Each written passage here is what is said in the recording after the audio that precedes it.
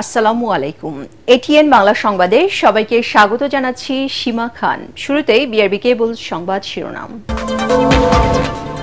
রাজনৈতিক কর্মসূচি মবের অংশ নয়। যারা ডিসেম্বরে নির্বাচন চেয়েছিল তাদের অনেকে এখন ভোট পেছানোর ষড়যন্ত্রে লিপ্ত, বললেন উপদেষ্টা আসিফ মাহমুদ। গণপরিষদ ভোটের দাবি উপেক্ষা করে আগে সংসদ নির্বাচন দিলে সর্বাত্মক আন্দোলনে নামার হুঁশিয়ারি এনসিপির, বিএনপিকে ছাড় দেওয়ার পরামর্শ। কাল শেষ হচ্ছে ডাকসু নির্বাচনের প্রচারণা। মতপার্থক্য থাকলেও প্রচারণায় জমজমাট ক্যাম্পাস, প্রার্থীরা দিচ্ছেন নানা প্রতিশ্রুতি। এবং ধর্মীয় ভাবগাম্ভীর্যে পালিত হল পবিত্র ঈদে মিলাদুন্নবী। বিভিন্ন স্থানে ধর্মীয় শোভাযাত্রার আয়োজন। চট্টগ্রামে জশ্নে জুলুসে পদদলিত হয়ে দুজনের মৃত্যু। শুনছিলেন বিআরবি কেবল সংবাদ শিরোনাম। এবারে জানাবো বিস্তারিত। নির্বাচনকে বানচাল করতেই মাজারে হামলা, লাশ পোড়ানো সহ নানা সহিংসতার ঘটনা ঘটছে বলে মন্তব্য করেছেন বিএনপির স্থায়ী কমিটির সদস্য মির্জা আব্বাস। গণ অধিকার পরিষদের সভাপতি নুরুল হক নূরকে দেখতে গিয়ে তিনি বলেন, নূরের উপর হামলা উদ্দেশ্যমূলক। আরেক অনুষ্ঠানে দলের সিনিয়র যুগ্ম মহাসচিব রুহুল কবির রিজভী অভিযোগ করেন, সাম্প্রতিক বিভিন্ন হামলা ও সহিংসতার ঘটনার পেছনে আন্তর্জাতিক ষড়যন্ত্র রয়েছে। কামরুজ্জামান রাজীবের রিপোর্ট। রাজধানীর কাকরাইলে পুলিশের লাঠিচার্জে গুরুতর আহত গণ অধিকার পরিষদের সভাপতি নুরুল হক নূরকে দেখতে ঢাকা মেডিকেল কলেজ হাসপাতালে আসেন বিএনপির স্থায়ী কমিটির সদস্য মির্জা আব্বাস। এ সময় তিনি নূরের শারীরিক অবস্থার খোঁজ খবর নেন। পরে সাংবাদিকদের জানান, টার্গেট করে কিছু লোকের উপর হামলা চালানো হচ্ছে, সরকারকে এর কারণ বের করতে হবে। মাজার ভাঙচুর সহ বিভিন্ন অস্থিরতা বিচ্ছিন্ন ঘটনা নয় দাবি করে আব্বাস বলেন, একটি শ্রেণী চায় না দেশে নির্বাচন হোক। এই হামলাগুলো সরকারকে এখন দেখা দরকার করতে হচ্ছে। এগুলো আসলে বিচ্ছিন্ন কিছু না। নির্বাচনটা সামনে রেখে এই ধরনের আরো অনেক কিছু সামনে আপনারা দেখতে পাবেন, যাতে নির্বাচনটা না হয়। একটা শ্রেণীর লোক চাচ্ছে যাতে নির্বাচন না হয়। আমার মনে হচ্ছে না দেশে একটা স্বাভাবিক প্রক্রিয়া আমরা যাচ্ছি, একটা অস্বাভাবিক প্রক্রিয়ায় দেশটা এগিয়ে যাচ্ছে। অন্যদিকে ঈদে মিলাদুন্নবী উপলক্ষে দলের নয়াপল্টন কেন্দ্রীয় কার্যালয়ে দোয়া মাহফিলে বিএনপির সিনিয়র যুগ্ম মহাসচিব রুহুল কবির রিজভী বলেন, দেশ নিয়ে গভীর চক্রান্ত চলছে। তৌহিদি জনতার নামে কারা নৈরাজ্য সৃষ্টি করছে তা খতিয়ে দেখতে অন্তর্বর্তী সরকারের প্রতি আহ্বান জানান রিজভী। এই দেশের পূজা মণ্ডপ পাহারা দেয় আলেম ওলামারা, সেই দেশে মাজার ভাঙা, মাজারে সেখানে লাশ পুড়িয়ে দেওয়ার মতো ঘটনা, অবশ্যই এর পিছনে আন্তর্জাতিক কোনো ষড়যন্ত্র আছে।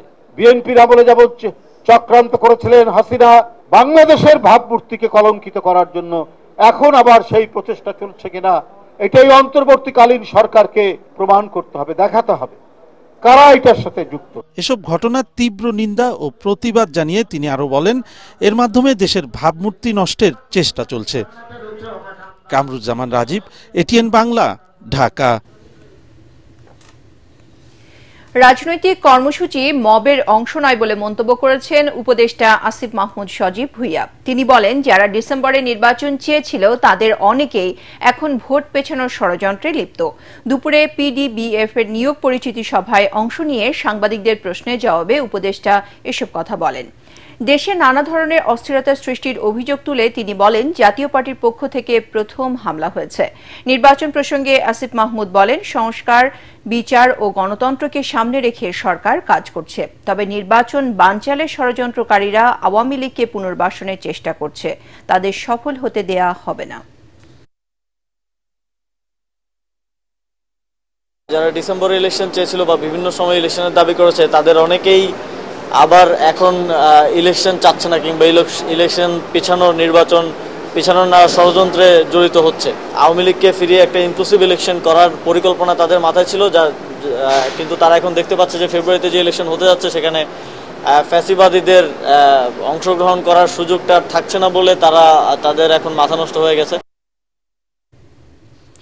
ফ্যাসিবাদের পুনরুত্থান না চাইলে ভালো রাজনীতি করতে হবে বলে মন্তব্য করেছেন বিএনপির স্থায়ী কমিটির সদস্য সালাউদ্দিন আহমদ। বিকেলে ধানমন্ডি মাঠে দলটি ৪৭তম প্রতিষ্ঠা বার্ষিকী উপলক্ষে ঢাকা মহানগর উত্তর ও দক্ষিণ বিএনপি আয়োজিত এক প্রীতি ফুটবল ম্যাচ দেখতে এসে এ মন্তব্য করেন তিনি। এ সময় দলটির কেন্দ্রীয় নেতা জানান, রাজনৈতিক সংস্কৃতিতে ইতিবাচক পরিবর্তন আনতে চায় তারা।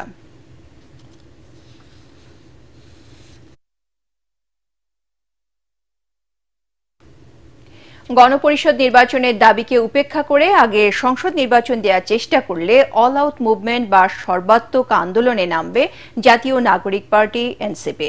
দলটির সিনিয়র যুগ্ম আহ্বায়ক সামান্তা শারমিন এটিএন বাংলাকে দেয়া একান্ত সাক্ষাৎকারে একথা জানান। তিনি বলেন, বিএনপির উচিত বড় মনের পরিচয় দিয়ে নতুন রাজনৈতিক বন্দোবস্ত কার্যকর ও নিজেদের দলীয় কোন্দল দূর করার স্বার্থে গণপরিষদ নির্বাচনের দাবির সঙ্গে ঐক্যমত্য পোষণ করা। মিজান শাহজাহানের রিপোর্ট।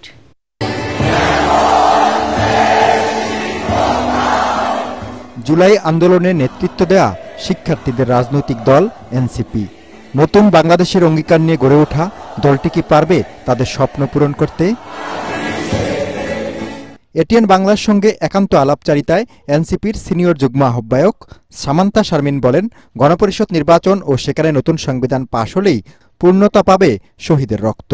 বিএনপির দিকে তাকিয়ে দেখবেন, জামাতের দিকে তাকিয়ে দেখবেন, তাদের কাছে অর্থ, অস্ত্র এবং ডমিনেটিং যে বিভিন্ন জেলায় জেলায় তাদের যে অ্যাসেট প্রতিষ্ঠান, এগুলোর উপরে ভিত্তি করে এবং ডিপ স্টেটের উপর ভিত্তি করে তারা রাজনীতি করেন। এনসিপি সেটা করে না। সো আমরা মনে করি যে রাজনৈতিক সংস্কৃতি পরিবর্তন করার জন্য সব দলের এগিয়ে আসা প্রয়োজন। এটা শুধু একক একটি দলের ব্যাপার না, এবং সবচেয়ে বড় আশঙ্কা এবং সবচেয়ে বড় হতাশার বিষয় এটাই হবে এনসিপি কেও এমন দিকে ঠেলে দেওয়া হয় যেখানে আসলে তাকে অস্ত্র এবং অর্থের উপরে নির্ভর করতে হয়। সেটা খুবই দুঃখজনক হবে। নুরুল হক নুরের উপর হামলা ও সরকারের অবস্থান নিয়েও কথা বলেন তিনি। নূরের উপরে হামলা করা মানে এটা একটা বার্তা দেওয়া যে কোন তরুণের গায়ে হাত দিতে আমরা দ্বিধা করব না। আইন উপদেষ্টা যখন বলে যে আমরা প্রতিবাদ জানাই, এগুলো থেকে পরিষ্কার বোঝা যায় যে এটার সাথে এই পুরো অন্তর্বর্তীকালীন সরকারের অনেকেই যুক্ত থাকতে পারে। বাংলাদেশে যেই জায়গাটা মৌলিক সংস্কারের সাথে মুখোমুখি অবস্থানে দাঁড়িয়ে আছে সেটা হচ্ছে সংসদীয় নির্বাচন। পরবর্তীকালীন সরকার তার সমস্ত রোডম্যাপ, সমস্ত অ্যাকশন সাজিয়েছে। এটা আমরা মনে করি যে গণঅভ্যুত্থানে সাথে তারা অলরেডি প্রতারণা করে ফেলেছেন। ৯০-এ স্বৈরাচার পতনের পর মৌলিক সংস্কার করতে না পারার দায় বিএনপি ও জামাতের, এমন মন্তব্য করে সামান্তা শারমিন বলেন, এবার বাধা এলে হবে সর্বাত্মক আন্দোলন। গণপরিষদ নির্বাচনের কথা বলেছি বাংলাদেশের পরিবর্তন করার জন্য। আমরা কোনোভাবে এখান থেকে সরে আসতে পারবো না। আপনি ডিসেম্বরে নির্বাচন দেন, আপনি ফেব্রুয়ারিতে ইলেকশন দেন, যদি গণপরিষদ নির্বাচন না হয় তাহলে আমাদেরকে অল আউট মুভমেন্টে যেতে হবে। উচ্চ কক্ষে পিআর আর নিম্নকক্ষে সনাতন পদ্ধতিতে নির্বাচন চায় এনসিপি, তবে আগে হতে হবে গণপরিষদ নির্বাচন। পিআরের কথা বলেছি, কিন্তু নিম্নকক্ষে। মিজান শাহজাহান, এটিএন বাংলা, ঢাকা। বিএনপি নেতাদের সঙ্গে বৈঠক করেছেন ঢাকায় নিযুক্ত পাকিস্তানের নতুন হাইকমিশনার ইমরান হায়দার। সকাল 10:30টার দিকে গুলশানে দলের চেয়ারপারসনের কার্যালয়ে এই বৈঠক হয়। বৈঠকে বিএনপি মহাসচিব মির্জা ফখরুল ইসলাম আলমগীরের পাশাপাশি স্থায়ী কমিটির সদস্য আব্দুল মঈন খান ও আমির খসরু মাহমুদ চৌধুরী উপস্থিত ছিলেন। এছাড়া আন্তর্জাতিক বিষয়ক কমিটির সদস্য শামা ওবায়েদ বৈঠকে অংশ নেন। দলীয় সূত্র জানিয়েছে, আঞ্চলিক রাজনৈতিক পরিস্থিতি, বাংলাদেশ পাকিস্তান দ্বিপক্ষীয় সম্পর্ক ও চলমান বৈশ্বিক কূটনৈতিক প্রেক্ষাপট নিয়ে আলোচনা করেন তারা।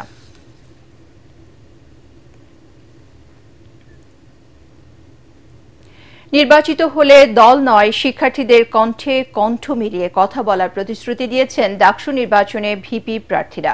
ঢাকা বিশ্ববিদ্যালয়ের টিএসসি মিলনায়তনে ঢাবি ডিবেটিং সোসাইটি আয়োজিত বিতর্ক প্রতিযোগিতায় তারা এ প্রতিশ্রুতি দেন। শিক্ষার্থীদের কথা না বললে বিগত ফ্যাসিস্ট সরকারের মতোই ভিপির পতন হবে বলে বিতর্কে মন্তব্য করেন প্রার্থীরা। এ সময় শিক্ষকদেরও লাল, নীল, সাদা ও গোলাপি দলের ছত্রছায়া থেকে বেরিয়ে আসার আহ্বান জানান তারা। শিক্ষার্থী এবং বিশ্ববিদ্যালয়ের উন্নয়নে প্রয়োজনীয় সবকিছু করার প্রতিশ্রুতিও দেন প্রার্থীরা।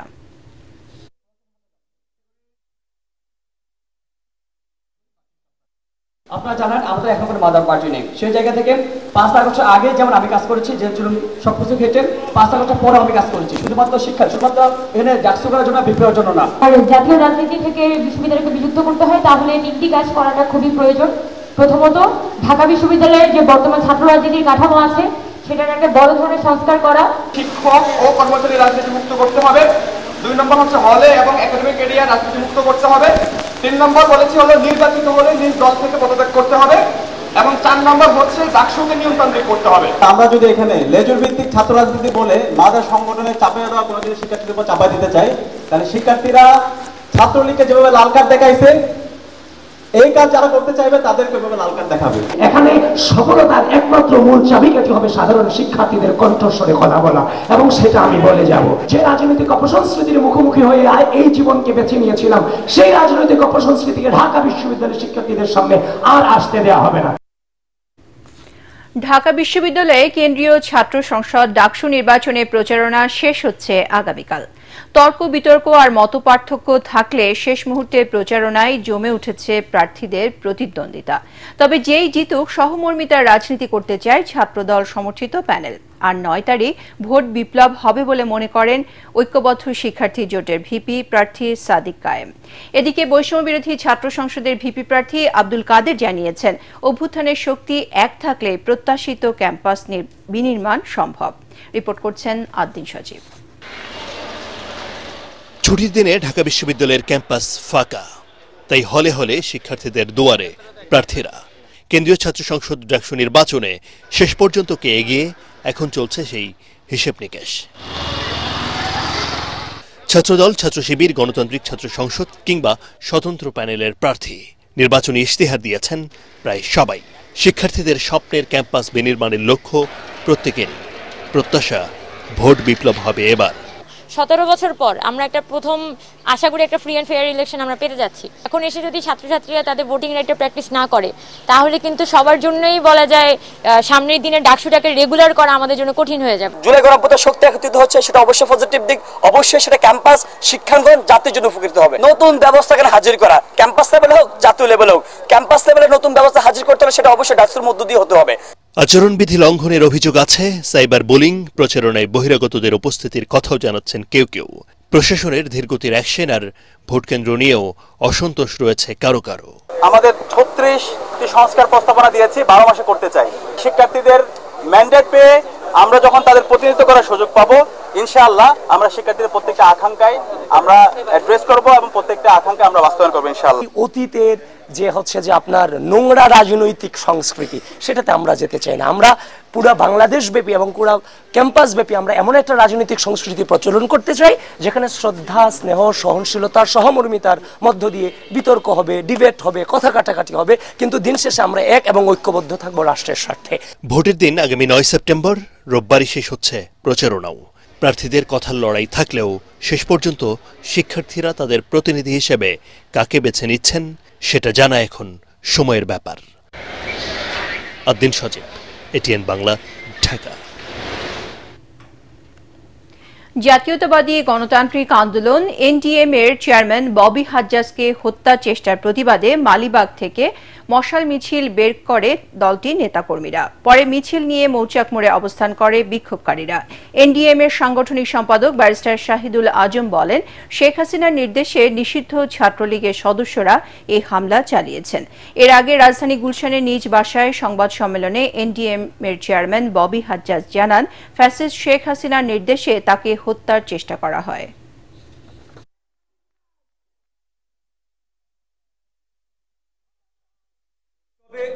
আমরা আমার বাসায় আক্রমণ করতে চেষ্টা করেছে, আক্রমণের আগে আমরা ধরতে পেরেছি।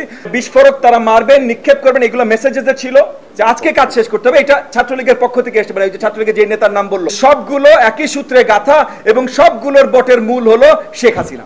নুরুল হক নুরুর উপরে যে নৃশংসভাবে আক্রমণ হয়েছে, সেই জায়গাটায় কারোর কোনো মানে পতিত স্বৈরাচারের কোনো হাত ছিল না, এটা চিন্তা করে নেওয়াটা হয়তো ভুল হতে পারে। এই জিনিসটা খোদ শেখ হাসিনার কাছ থেকে এসছে, কারণ শেখ হাসিনা এই দেশের নির্বাচনকে প্রশ্নমুখী করতে চায়। ধর্মীয় ভাবগাম্ভীর্যে সারা দেশে পালিত হচ্ছে পবিত্র ঈদে মিলাদুন্নবী। মহানবী হযরত মুহাম্মদ সাল্লাল্লাহু আলাইহি ওয়াসাল্লামের জন্ম এবং ওফাত দিবস। 570 খ্রিস্টাব্দের 12ই রবিউল আওয়াল আইয়ামে জাহিলিয়াতের যুগের অবসান ঘটিয়ে দুনিয়াতে আগমন হয় সর্বকালের সর্বশ্রেষ্ঠ নবীর। তার আগমনে আলোকিত হয়ে ওঠে সমস্ত সৃষ্টিকুল। ধর্মীয় শোভাযাত্রা, জশ্নে জুলুস, দোয়া মাহফিল সহ নানা ইবাদত বন্দেগীর মধ্য দিয়ে দিনটি পালন করেছেন মুসলমানরা। আরো জানাচ্ছেন মুশফিকুর রহমান। যতদূর চোখ যায়, নবী প্রেমিক ধর্মপ্রাণ মুসলমানদের আনন্দ উচ্ছ্বাসে সয়লাব গোটা এলাকা। সবুজ নিশান হাতে আশিকে রসুলদের নারায়ে রিসালাত স্লোগানে প্রকম্পিত ঢাকার জমিন। শহরের আনাচে কানাচে শুধু নবীজির শুভ আগমনের খুশির বার্তা। পবিত্র ঈদে মিলাদুন নবী উপলক্ষে মিরপুরের শাহ আলী বগদাদী রহমতুল্লাহ আলাই এর মাজার প্রাঙ্গণ থেকে জশ্নে জুলুস ও মোটর শোভাযাত্রা করে আঞ্জুমানে আসাদিয়া নুরিয়া শেহাবিয়া। এতে নেতৃত্ব দেন আহলা দরবার শরীফের গদ্দিনশীন সৈয়দ আবরার ইবনে শেহাব। আমরা ধিক্কার জানাই তাদের যারা নিজের সন্তানের জন্মদিনে মিষ্টি বিতরণ করেন, তবে সরকারে দো আলমের শুভ আগমনের আনন্দ উদযাপনে তারা দলিল খুঁজেন। এদিন ঢাকা বিশ্ববিদ্যালয় এলাকায় আনন্দ শোভাযাত্রা করে আঞ্জুমানে রহমানিয়া মইনিয়া মাইজ ভান্ডারিয়া। এতে নেতৃত্ব দেন মাইজ ভান্ডার দরবার শরীফের গদ্দিনশীন পীর সৈয়দ সাইফুদ্দিন আহমদ মাইজ ভান্ডারি। আমরা যারা মোমেন মুসলমান, আমাদের জন্য নবীজির আগমনের এই মাস এবং দিন আমাদের জন্য আনন্দের দিন, খুশির দিন। এতে অংশ নেন দেশ বরেণ্য আলেম ও নানা শ্রেণী পেশার মানুষ। রাসূল করিম সাল্লাল্লাহু আলাইহি সাল্লামের আদর্শ আমরা এই সমাজে প্রতিফলন ঘটাতে পারি, তবেই আমাদের দেশে শান্তি আসবে। জশ্নে জুলুস শেষে সোহরাওয়ার্দী উদ্যানে অনুষ্ঠিত হয় বিশ্ব শান্তি সমাবেশ। এতে যোগ দেয় হাজারো ধর্মপ্রাণ মানুষ। শান্তি প্রতিষ্ঠায় রাসূলের আদর্শ আঁকড়ে ধরার বিকল্প নেই বলে জানান ইসলামী চিন্তাবিদরা। এ সময় দেশ ও সমগ্র মুসলিম জাতির শান্তি কামনা করে দোয়া করা হয়। অন্ধকার ঘুচিয়ে শান্তির বার্তা নিয়ে এই দিনেই দুনিয়াতে শুভাগমন করেছিলেন হযরত মুহাম্মদ মুস্তাফা সাল্লাল্লাহু আলাইহি ওয়াসাল্লাম। তাই তো তার উম্মতের মধ্যে আজ বাদ ভাঙা উচ্ছ্বাস। কণ্ঠে কণ্ঠ মিলিয়ে তারা গাইছেন নবী প্রেমের গান। বলছেন সকল ঈদের সেরা ঈদ, ঈদে মিলাদুন নবী। মুশফিকুর রহমান, এটিএন বাংলা, ঢাকা। চট্টগ্রামে পবিত্র ঈদে মিলাদুন্নবী উপলক্ষে লাখো মানুষের অংশগ্রহণে অনুষ্ঠিত হয়েছে জশ্নে জুলুস। সকাল ৮টায় আঞ্জুমানে রাহমানিয়া আহমদিয়া সুন্নিয়া ট্রাস্ট জুলুসের আয়োজন করে। জুলুসটি নগরীর মুরাদপুর আলমগীর খানকাহ শরীফ থেকে বের হয়ে নগরীর বিভিন্ন গুরুত্বপূর্ণ সড়ক প্রদক্ষিণ করে আবারও খানকাহ শরীফে গিয়ে শেষ হয়। ধর্মপ্রাণ মুসল্লিরা হাতে সবুজ পতাকা, প্ল্যাকার্ড ও ব্যানার নিয়ে শোভাযাত্রায় সামিল হন। সর্বত্র ভেসে আসে দরুদ ও সালাম, যা নগর জুড়ে সৃষ্টি করে আধ্যাত্মিক আবহ। তবে এবার নগরীতে ফ্লাইওভার নির্মাণ কাজের কারণে জুলুস সংক্ষিপ্ত করা হয়। এবারে জুলুসে নেতৃত্ব দেন হযরতুল আল্লামা পীর সৈয়দ মোহাম্মদ সাবির সাহা। জুলুস শেষে দুপুরে দোয়া মাহফিল অনুষ্ঠিত হয়। চট্টগ্রামে জশ্নে জুলুস শুধু ধর্মীয় অনুষ্ঠান নয়, বরং মুসলিম উম্মার ঐক্য, ভ্রাতৃত্বের প্রতীক। এদিকে জুলুসে পদদলিত হয়ে মারা গেছেন দুজন। যে সরকার একটি রাজনৈতিক দলের কার্যালয় রক্ষা করতে পারে না, সেই সরকার কিভাবে জাতীয় নির্বাচন দেবে বলে মন্তব্য করেছেন জাতীয় পার্টির একাংশের চেয়ারম্যান ব্যারিস্টার আনিসুল ইসলাম মাহমুদ। বলেন, আইনশৃঙ্খলা পরিস্থিতি উন্নতি না হলে নির্বাচন তো দূরের কথা, গোটা দেশ সংকটের মুখে পড়বে। ঈদে মিলাদুন্নবী উপলক্ষে রাজধানী গুলশানে জাতীয় পার্টির আলোচনা ও দোয়া অনুষ্ঠানে তিনি এসব কথা বলেন। এতে অন্যান্যের মধ্যে বক্তব্য রাখেন দলটির মহাসচিব রুহুল আমিন হাওলাদার। গণতান্ত্রিক নীতি অনুসারে সম্মেলনের মাধ্যমে ব্যারিস্টার আনিসুল ইসলাম মাহমুদকে জাতীয় পার্টির চেয়ারম্যান নির্বাচিত করা হয়েছে জানিয়ে তিনি বলেন, যারা এটা মানতে চায় না তারা দলের মধ্যে স্বৈরতন্ত্র প্রতিষ্ঠা করতে চায়। যেই সরকার একটি পার্টির অফিস রক্ষা করতে পারে না, তারা কি করে একটা নির্বাচন করবে? আইন শৃঙ্খলার অবস্থা ঠিক না করে আপনি নির্বাচন দিলে সেটা হঠকারিতা হবে এবং বাংলাদেশ আরো বেশি সমস্যায় সম্মুখীন হবে। ঢাকার জলাধার পুনরুদ্ধারে আইনি কাঠামো, রাজনৈতিক সদিচ্ছা ও প্রশাসনিক সহায়তা প্রয়োজন বলে জানিয়েছেন পরিবেশ উপদেষ্টা সৈয়দা রিজওয়ানা হাসান। তিনি বলেন, বিভিন্ন সময় রাজনৈতিক সহায়তা ও প্রশাসনিক সমর্থনে জলাধার ও নদী দখল হয়েছে। রাজধানীর সিডাপ মিলনায়তনে নগর সংলাপে তিনি একথা বলেন। রিজওয়ানা হাসান বলেন, পরিবেশ সংরক্ষণকে গুরুত্ব দিয়ে উন্নয়ন কাজে নীতিমালা সংশোধন করছে অন্তর্বর্তী সরকার। রাজনৈতিক সমর্থন যদি না থাকে তাহলে তো প্রশাসন আপনাকে সাহায্য করবে না। প্রশাসন যদি আপনাকে সাহায্য না করে, এগুলো কোন একক ব্যক্তি বা একক উপদেষ্টার পক্ষে বসে বসে নদী দখলকারী স্থাপনা ভাঙা সম্ভব না। এটা প্রশাসন থাকবে, পাথর উত্তোলন অবৈধভাবে রোধ করা প্রশাসন করবে। সেখানে প্রশাসনের ওই রাজনৈতিক সমর্থনটুকু লাগে, যেটা আমরা বারবার নদীর ক্ষেত্রে, জলাশয়ের ক্ষেত্রে দেখেছি, সেটা একেবারেই অনুপস্থিত। বাবার আদর্শকে ধারণ করে আমৃত্যু মানব সেবায় নিজেকে নিয়োজিত রাখার অঙ্গীকার পুনর্ব্যক্ত করেছেন এটিএন বাংলার পরিচালক, বার্তা ও ডিবেট ফর ডেমোক্রেসির চেয়ারম্যান হাসান আহমেদ চৌধুরী কিরণ। সদ্য প্রয়াত আলহাজ মকবুল আহমেদ চৌধুরী কুলখানি উপলক্ষে আয়োজিত দোয়া অনুষ্ঠানে এসব কথা বলেন তিনি। মকবুল আহমেদ চৌধুরী আত্মার মাগফিরাত কামনা করে রাজধানীর পাশাপাশি দোয়া মোনাজাত অনুষ্ঠিত হয় তার জন্মস্থান লক্ষ্মীপুরের রামগঞ্জে। লক্ষ্মীপুর প্রতিনিধিকে সাথে নিয়ে মিজান শাহজাহানের আরেকটি রিপোর্ট। এটারও তিনি সওয়াব পেতে থাকবেন। মরহুম মকবুল আহমেদ চৌধুরীর রুহের মাগফিরাত কামনায় বাদ জোহর পরিবারের পক্ষ থেকে এ দোয়া মাহফিলের আয়োজন। রাজধানীর মোহাম্মদপুরের বাইতুল ফালাহ ইসলামিয়া মাদ্রাসা ও এতিমখানা এবং জামিয়া ইসলামিয়া ওয়াহিদিয়া মাদ্রাসা ও এতিমখানায় এতে অংশ নেন সর্বস্তরের মানুষ। এ সময় পরিবারের পক্ষ থেকে পিতার জন্য দোয়া চান এটিএন বাংলার পরিচালক, বার্তা হাসান আহমেদ চৌধুরী কিরণ। স্বজন হারানো যে কত কষ্টের, সেটি কিন্তু আপনারা যারা স্বজন হারিয়েছেন তারা কিন্তু নিজেরা চিন্তা করতে পারেন। সেটি পৃথিবীতে বেদনার মধ্যে সবচেয়ে বড় একটা বেদনার এবং কষ্টের জায়গা। সেই বেদনার জায়গা মাত্র কয়েকদিন আগে আমি অতিক্রান্ত করেছি। আমার সে অতিক্রমের মধ্যে দিয়ে আমি একটা জিনিস উপলব্ধি করতে পেরেছি, এই পৃথিবীতে, এই দুনিয়াতে আমরা কিন্তু কিছুই রেখে যেতে পারি না। তিনি বলেন, বাবার আদর্শে আজীবন আত্মমানবতার সেবায় নিয়োজিত রাখবেন নিজেকে। আমার বাবা একজন সৎ মানুষ ছিলেন, একজন ধর্মপরায়ণ মানুষ ছিলেন, একজন পরোপকারী মানুষ ছিলেন। আজকের এই দিনে আমিও শপথ নিচ্ছি, যে যার মতো করে পারি আমরা যদি একটু দান করি, একটু সদকা করি, একজন এতিমকে দেখি, একজন দরিদ্র মানুষকে দেখি, একটা মসজিদ মাদ্রাসায় আমরা দান খয়রাত করি, এটা কিন্তু বিফলে যাবে না। একই সময়ে মকবুল আহমেদ চৌধুরী প্রতিষ্ঠিত লক্ষ্মীপুরের রামগঞ্জে পানপাড়া ফাতেমা রাদিয়াল্লাহু আনহা মহিলা দাখিল মাদ্রাসা ও মরহুমের গ্রামের বাড়ি রসুলপুরে দোয়া মাহফিল অনুষ্ঠিত হয়। গত 1 সেপ্টেম্বর মারা যান আলহাজ মকবুল আহমেদ চৌধুরী। 3 সন্তান ও অসংখ্য গুণগ্রাহী রেখে গেছেন তিনি। মিজান শাহজাহান, এটিএন বাংলা, ঢাকা। এবারে পূবালী ব্যাংক বাণিজ্য সংবাদ।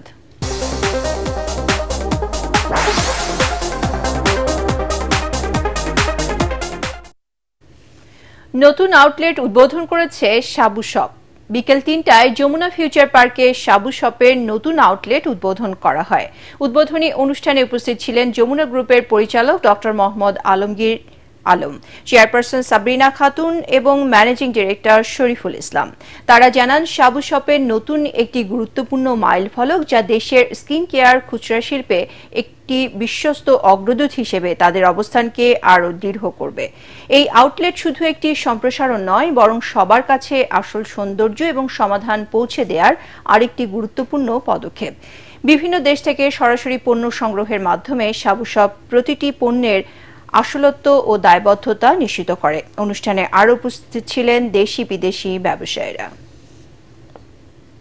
আমাদের হচ্ছে 8 নম্বর ব্রাঞ্চ সাবু শপ। সো এই ব্রাঞ্চটা আমি খুব শখ করে দিয়েছি কাস্টমার ডিমান্ডে। অ্যাকচুয়ালি আমাদের কাস্টমার আমাদেরকে যখন ডিমান্ড করে যে জায়গায়, আমরা সেই জায়গায় শোরুমটা দিই। সো লাস্ট টাইমও আমাদের বসুন্ধরা সিটিতেও ভিড় হয়েছে এবং এখানেও ভিড় হয়েছে, আপনারা দেখতে পেরেছেন। সো এটা হচ্ছে কাস্টমারদের চাহিদা আমাদের প্রোডাক্টের প্রতি, তাদের গ্রাহক সন্তুষ্টি, এবং এটি তাদের রিটেনশন করবে এই গ্রাহকদের, এবং তারা আবার বারবার এই শপিং মলে আসবে সাবু শপের প্রোডাক্ট নেওয়ার জন্য। এবং আমি আমাদের ক্রেতা সাধারণের পক্ষ থেকে তাকে অনুরোধ জানাবো, আজকের ওপেনিং যে অসাধারণ অভূতপূর্ব যে ডিসকাউন্টটা, সেই ডিসকাউন্টটা যাতে বেশ কিছু দিনের জন্য রাখা হয়।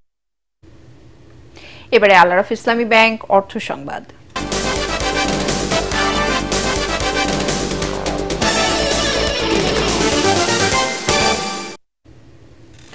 রাজধানীর তেজগাঁও গুলশান লিংক রোডে আলোকি কনভেনশন হলে আয়োজিত দীপ্যমান নক্ষত্র সম্মাননা 2025 অনুষ্ঠানে দেশের বিজ্ঞাপনের অগ্রদূত প্রতিষ্ঠান মাত্রা 4 দশকের সৃজনশীল পথ চলার স্বীকৃতি হিসেবে সম্মাননা প্রদান করেছে। এই সময় স্বাগত বক্তব্য রাখেন মাত্রার ম্যানেজিং পার্টনার সানাউল আরেফিন এবং ম্যানেজিং পার্টনার এবং অভিনেতা এবং বিজ্ঞাপন নির্মাতা আফজাল হোসেন। এরপর প্রদর্শন করা হয় মাত্রার প্রখ্যাত 10টি বিজ্ঞাপন চিত্র। সম্মাননা প্রদান করা হয় বিজ্ঞাপন চিত্রগ্রাহক, সঙ্গীত শিল্পী, অভিনয় শিল্পী ও নেপথ্য কণ্ঠশিল্পীদের। বিশেষ সম্মাননা দেয়া হয় প্রয়াত কণ্ঠশিল্পী আয়ুব বাচ্চু এবং অন্যান্য প্রখ্যাত শিল্পীদের। অনুষ্ঠানে গান পরিবেশন করেন তরুণ শিল্পীরা। মাত্রার ইতিহাস বাংলাদেশি বিজ্ঞাপনের ইতিহাসের অংশ। এই আয়োজন কেবল উদযাপন নয়, বরং সেই সব দীপ্যমান নক্ষত্রকে স্বীকৃতি দেয়া যাদের আলোয় দীপ্ত হয়েছে মাত্রার 40 বছরের গৌরব গাথা। এবারে আন্তর্জাতিক সংবাদ।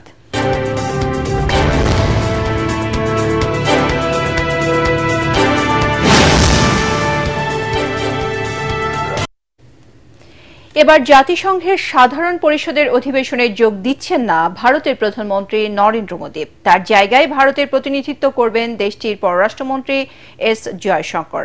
ভারতীয় সংবাদ মাধ্যম এনডিটিভি জানিয়েছে, বক্তাদের আপডেট তালিকা প্রকাশ করেছে জাতিসংঘ। এতে লেখা রয়েছে, এবার ভারতের হয়ে 27 সেপ্টেম্বর নিউ ইয়র্কে বক্তব্য রাখবেন এস জয়শঙ্কর। এর আগে প্রকাশিত তালিকায় লেখা ছিল 26 সেপ্টেম্বর বক্তব্য রাখবেন মোদী। 26 সেপ্টেম্বর বাংলাদেশ, পাকিস্তান, চীন ও ইসরায়েলের সরকার প্রধানরাও বক্তব্য রাখবেন। সম্প্রতি শুল্ক নিয়ে মার্কিন প্রেসিডেন্ট ডোনাল্ড ট্রাম্পের সাথে নরেন্দ্র মোদীর সম্পর্ক শীতল হয়েছে। এরপর রুশ প্রেসিডেন্ট ভ্লাদিমির পুতিন ও চীনের প্রেসিডেন্ট শি জিনপিং এর সাথে সম্পর্কের উন্নয়ন করেছেন মোদী। আগামী 23 থেকে 29 সেপ্টেম্বর পর্যন্ত এই অধিবেশন অনুষ্ঠিত হবে। দীর্ঘদিন ভোটাধিকার বঞ্চিত জনগণ আগামী নির্বাচনে ব্যালট বিপ্লবের মাধ্যমে বিএনপি ক্ষমতায় আনবে বলে মন্তব্য করেছেন দলটির কেন্দ্রীয় নির্বাহী কমিটির সদস্য কাজী মফিজুর রহমান। নোয়াখালীর সেনবাগে বিএনপির প্রতিষ্ঠা বার্ষিকী উপলক্ষে আয়োজিত অনুষ্ঠানে একথা বলেন তিনি। সেনবাগের মাটি বিএনপির ঘাঁটি আখ্যায়িত করে কাজী মফিজুর রহমান আরও বলেন, তারেক রহমানের নির্দেশনায় শহীদ প্রেসিডেন্ট জিয়াউর রহমানের আদর্শে কাজ করে যাচ্ছেন তারা। এ সময় অন্যান্যের মধ্যে উপস্থিত ছিলেন সেনবাগ উপজেলার সাবেক চেয়ারম্যান আবুল কালাম আজাদ ও কাদরা ইউনিয়ন পরিষদের সাবেক চেয়ারম্যান ওবায়দুল হক। এই দেশে বহু অতিথি বাকি আছে। সেনবাগের আপাতরে জনসাধারণের প্রতি আমার আহ্বান, যারা সেনবাগের মাটি মানুষের সাথে বিশ্বাসঘাতকতা করেছে তাদেরকে আপনারা সেনবাগের মাটি থেকে চিরতরে উৎখাত করবেন। যথাযথ ধর্মীয় মর্যাদা ও ভাবগাম্ভীর্যের মধ্য দিয়ে দেশের বিভিন্ন স্থানে মধু পূর্ণিমা উদযাপন করছেন বৌদ্ধ ধর্মাবলম্বীরা। এ উপলক্ষে বান্দরবানে সকাল থেকেই বৌদ্ধ ধর্মাবলম্বী নারী পুরুষেরা বিভিন্ন বৌদ্ধ বিহারে প্রার্থনার জন্য জড়ো হন। পরে তারা বৌদ্ধ ভিক্ষুদের মধুর পাশাপাশি বিভিন্ন ফলমূল, মধু মিশ্রিত পায়েস ও ছোয়াইং খাবার দান করেন এবং সকলের মঙ্গল কামনায় প্রার্থনা করেন। এছাড়া বিহারে সংঘদান, অষ্টপরিষ্কার দান ও হাজার প্রদীপ প্রজ্বলন সহ নানা কর্মসূচি পালন করা হচ্ছে। খাগড়াছড়িতে শুভ মধু পূর্ণিমা উপলক্ষে সকাল থেকে বিহারে বিহারে চলছে নানা ধর্মীয় আচার অনুষ্ঠান। সকালে দেশ, জাতি তথা সকলের হিত, সুখ ও মঙ্গল কামনায় সমবেত প্রার্থনা করা হয়। এছাড়া পঞ্চশীল গ্রহণের পর বুদ্ধ মূর্তি দান, সংঘদান, অষ্টপরিষ্কার দান ও বৌদ্ধ ভিক্ষুদের পিণ্ডদান সহ নানাবিধ দানানুষ্ঠান করেন বৌদ্ধ ধর্মাবলম্বী নরনারীরা।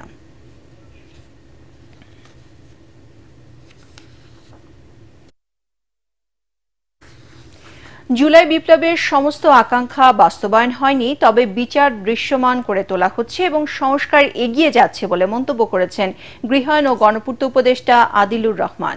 সকালে নাটোরের উত্তর পটুয়াপাড়া এলাকায় জুলাই স্মৃতি স্তম্ভ উদ্বোধন শেষে আয়োজিত অনুষ্ঠানে তিনি এ মন্তব্য করেন। গণ অভ্যুত্থানের অঙ্গীকার বাস্তবায়নে সরকার চেষ্টা করছে বলেও জানান তিনি। এ সময় জুলাই শহীদ পরিবারের সদস্যদের মঞ্চে রেখে উপদেষ্টা নিচে বসে তাদের সম্মান জানান। এর আগে উপদেষ্টা জুলাই শহীদদের কবর জিয়ারত করেন। এই জুলাইয়ের স্মৃতি ষড়যন্ত্র কিন্তু চলমান। ফ্যাসিবাদ বারে বারে ফিরে আসার চেষ্টা করে, তাকে দমন করতে হয়, প্রতিহত করতে হয়। বাংলাদেশের তরুণ যুবক এবং বাংলাদেশের জনগণ সেই ফ্যাসিবাদকে দমন করবে, প্রতিহত করবে এবং বাংলাদেশ যেই লক্ষ্যে 5ই আগস্ট ঘুরে দাঁড়িয়েছিল সেই লক্ষ্য বজায় থাকবে। দেশে ব্যবসা বাণিজ্য ও বিনিয়োগে গতি ফেরাতে সময়মতো জাতীয় নির্বাচনে বিকল্প নেই বলে মন্তব্য করেছেন বিএনপির স্বেচ্ছাসেবক বিষয়ক সম্পাদক মীর শরফত আলী সপু। মুন্সিগঞ্জের শ্রীনগরে উপজেলা ওলামা দল আয়োজিত ঈদে মিলাদুন্নবী উপলক্ষে ওলামা মাশায়েখ সমাবেশে তিনি এ মন্তব্য করেন। এই সময় তিনি বলেন, বিএনপি রাষ্ট্রীয় ক্ষমতায় গেলে ওলামা মাশায়েখদের বেতন বৃদ্ধি সহ সব ধরনের সুযোগ সুবিধা নিশ্চিত করা হবে। সমাবেশে বিভিন্ন মসজিদের ইমাম ও মাদ্রাসার প্রিন্সিপালরা বক্তব্য রাখেন।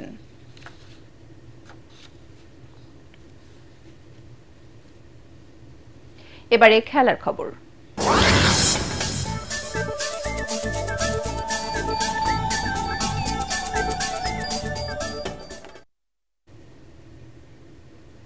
কাঠমান্ডুতে ফিফা প্রীতি ম্যাচে নেপালের সঙ্গে গোলশূন্য ড্র করেছে বাংলাদেশ জাতীয় ফুটবল দল।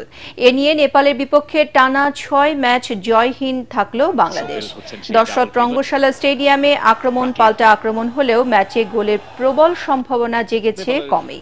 এর মধ্যে 9 মিনিটে জামাল ভুইয়ার ক্রসে তপু বর্মনের হেড রুখে দেন নেপাল গোলকিপার কিরণ চেমচং। 30 মিনিটে নেপালের অনন্ত তামাংয়ের ব্যাকহেড পোস্টে ঢোকার আগ মুহূর্তে প্রতিহত করেন বাংলাদেশের সুজন।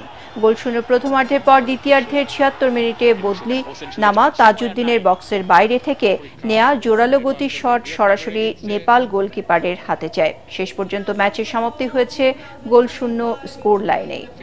9 সেপ্টেম্বর একই মাঠে আবারও মুখোমুখি হবে বাংলাদেশ নেপাল। হৃদয় আর সোহেল হচ্ছেন সেই ডাবল পিভট। 5 ম্যাচ যুব ওয়ানডে সিরিজে প্রথমটিতে ইংল্যান্ড অনূর্ধ্ব 19 দলকে 87 রানে হারিয়েছে বাংলাদেশ। আগে ব্যাট করতে নেমে রিজান হোসেনের সেঞ্চুরিতে বাংলাদেশ 292 রান তোলে। এরপর সামিউন বাশিরের বোলিং নৈপুণ্যে ইংল্যান্ডকে 205 রানে অল আউট করে আজিজুল হাকিমের দল। লাভবোরের হাসলেড গ্রেভ গ্রাউন্ডে বাংলাদেশের হয়ে রিজান খেলেন 101 বলে 100 রানের ইনিংস। এছাড়া কালাম সিদ্দিকীর ব্যাটে আসে 68 রান। রান তাড়া করতে নেমে ইংলিশ ওপেনার আইসাক মোহাম্মদ 53 বলে 75 রান করে দলকে লড়াইয়ে রাখেন। তবে দলের রান 142 থাকতে রিজানের বলে আইসাক আউট হতে খেই হারায় স্বাগতিকরা। শেষ পর্যন্ত 32 ওভার 2 বলে 205 রানে অল আউট হয়ে যায় দলটি। সামিউন 4.2 ওভার হাত ঘুরিয়ে মাত্র 9 রানে নেন 4 উইকেট। একটি ঘোষণা। এটিএন বাংলার নাম ব্যবহার করে সাংবাদিক পরিচয়ে কতিপয় ব্যক্তির বিরুদ্ধে সংবাদ সংগ্রহের নামে দেশের বিভিন্ন স্থানে চাঁদাবাজির অভিযোগ পাওয়া যাচ্ছে। এ ধরনের চাঁদাবাজ ও ভুয়া নাম ব্যবহারকারীদের নিকটস্থ থানায় সোপর্দ করার জন্য অনুরোধ জানাচ্ছে এটিএন বাংলা কর্তৃপক্ষ। এছাড়াও প্রতিষ্ঠানটিতে সাংবাদিক ও জনবল নিয়োগের ভুয়া বিজ্ঞাপন দিয়ে একটি চক্র প্রতারণা করছে। বর্তমানে এটিএন বাংলায় কোনো ধরনের নিয়োগ প্রক্রিয়া চলছে না। নিয়োগ নিয়ে কারো সাথে আর্থিক লেনদেন না করার অনুরোধ জানাচ্ছে এটিএন বাংলা কর্তৃপক্ষ। শেষ করব সংবাদ, তার আগে বিআরবি কেবল শিরোনামগুলো আরও একবার। রাজনৈতিক কর্মসূচি মবের অংশ নয়। যারা ডিসেম্বরে নির্বাচন চেয়েছিল তাদের অনেকে এখন ভোট পেছানোর ষড়যন্ত্রে লিপ্ত, বললেন উপদেষ্টা আসিফ মাহমুদ। গণপরিষদ ভোটের দাবি উপেক্ষা করে আগে সংসদ নির্বাচন দিলে সর্বাত্মক আন্দোলনে নামার হুঁশিয়ারি এনসিপি। বিএনপিকে ছাড় দেওয়ার পরামর্শ। কাল শেষ হচ্ছে ডাকসু নির্বাচনের প্রচারণা। মতপার্থক্য থাকলেও প্রচারণায় জমজমাট ক্যাম্পাস। প্রার্থীরা দিচ্ছেন নানা প্রতিশ্রুতি। এবং ধর্মীয় ভাবগাম্ভীর্যে পালিত হল পবিত্র ঈদে মিলাদুন্নবী। বিভিন্ন স্থানে ধর্মীয় শোভাযাত্রার আয়োজন। চট্টগ্রামে জশ্নে জুলুসে পদদলিত হয়ে 2 জনের মৃত্যু।